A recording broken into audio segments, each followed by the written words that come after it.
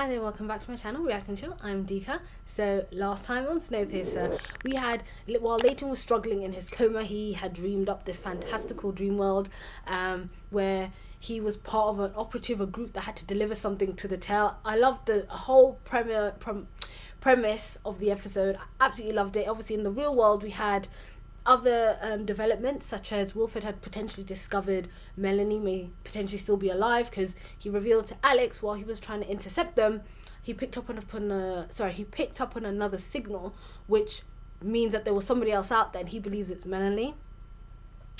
I mentioned the last reaction, Zara has also kind of, I'm sure she has given her blessing in regards to Josie and Andre moving forward as a couple. As she mentioned, she's probably like, they're good together, she knows they're good together, she's just better as a co-parent rather than being with him. Audrey finally did something right by using her powers of talk no jitsu to kind of help Leighton when he was stuck. She became an NPC, a mythical NPC in Leighton's dream world, where she helped him escape from jail as he was essentially stuck at that point. And finally, with Leighton revealing his own truth to himself, realizing all of that was made up. Like, he saw a picture on a calendar when he happened to buck into Asha. All of that stuff that happened, it had happened, but it's almost a memory he suppressed that he'd forgotten, purely out of desperation and helping everyone and getting everyone back on track. So now it's a case of, what am I going to do? Because essentially, before there was a small hope they'll be leading into something good and something established potentially, but now he's literally going in without any hope because he does not know what's going to be there, considering what he thought he saw was a vision of the future, was just a fake dream. Now here we are with episode 8 setting itself right.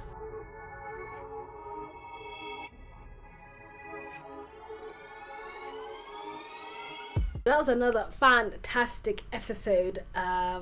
We got a chance to get a bit more from, like, Asha felt like she was finally settling in. She was finally finding her place on the train. She was, a lot of people mentioned she was a bit of a green thumb. She was working in AgSec, with the people that were preparing the plants for when they get off the train to start cultivate, and at least they've got some preserves.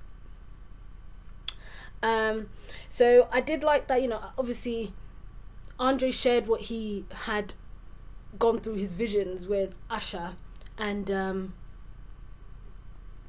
she was basically talking about, at the end of the day, let's keep going. These people need something, and at the end she felt like, regardless of what had happened or what this meant, she said to Andre, thank you, you gave me a home, you gave me somewhere to belong. Whereas before, even prior to the big freeze, when she was talking to Ruth, she was running away, and she took for granted, she always expected her family to always be there, and now that they weren't.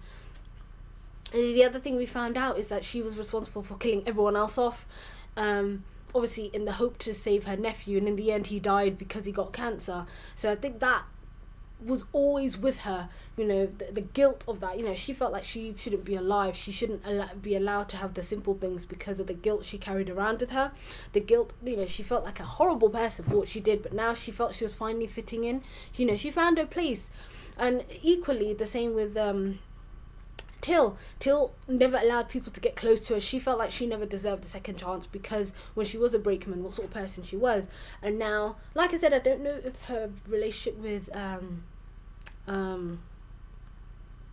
Audrey is necessarily a romantic one, but Audrey helped her come back, helped her open up, and that's what Audrey wanted to do. You could see, like, she could tell that from the episode before, she could tell that, why don't you let people help you? You're always helping others, Andre, you feel for other people, but you don't let people get close to you. And it was because of that. So Audrey allowing her to be herself again. You could say, she said that, I'm rotten, I'm horrible. Yeah, she's like, but you changed to become a better person, and allow yourself to accept that change, allow yourself to be yourself, which I really liked. It just goes to show how far Audrey had come. And when obviously Andre broke the news to his team about Melanie still being alive, and obviously the new track they were going to go on, I did like how Melanie being back meant different things to a lot of different people. LJ, how she said to is his name Rosweiler? Yeah, Rosweiler. Oz, not Rosweiler. LJ, which she said to Osweiler about how what is Melanie going to think at the end of the day, we run the night car, blah, blah, blah. She's my arch nemesis. And Osweiler was correct. LJ believes they're not going to get off the train, but he was like, it won't matter because we're going to be off the train. We're not going to be running a night car. A lot of people, again, are questioning why, out of Wilford, out of all people, would be taking them on the track to get Melanie back. But a lot of people were questioning that. Why would he say that? They had equated them turning off the track to when they went into the storm, the gas storm, essentially. They thought, maybe he planned it, but he said, how could I would have not known? They came through this before, it wasn't here.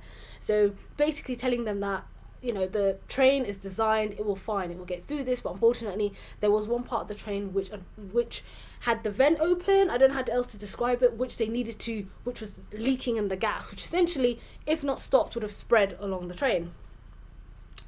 So yes, going back to Asha, she had revealed to Ruth her secret, you could say, what she did, and that was always living with her, that was always staying behind. So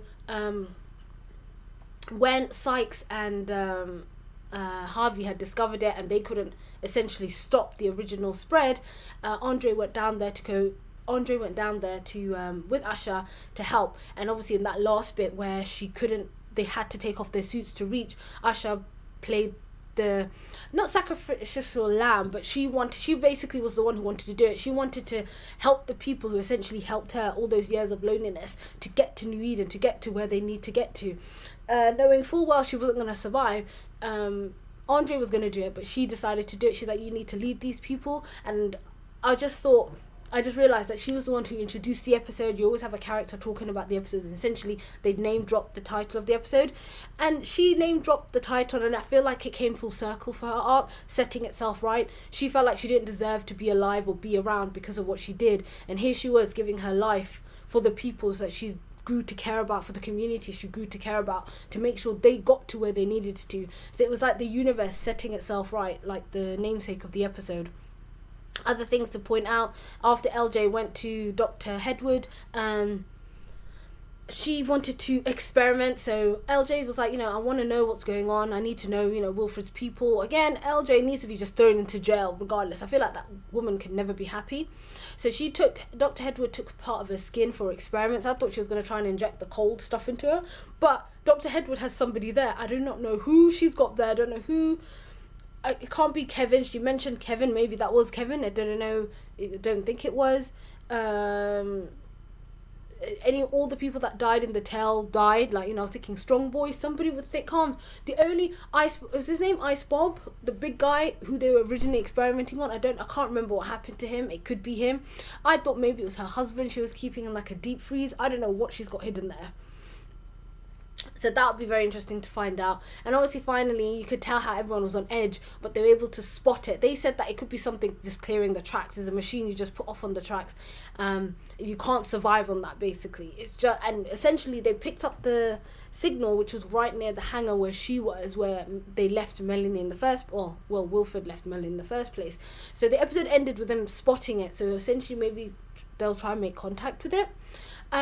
I still don't know what Wilfred's game is. When Zara went to see him to give him the baby, he was like, he kept going on, I'm so invested. I feel like there could be more to the baby having the gene therapy experiment on her, purely because he was cooing over the baby, but he was like, considering, you should trust me, especially after everything I invested in her. He was like, have you tested it out?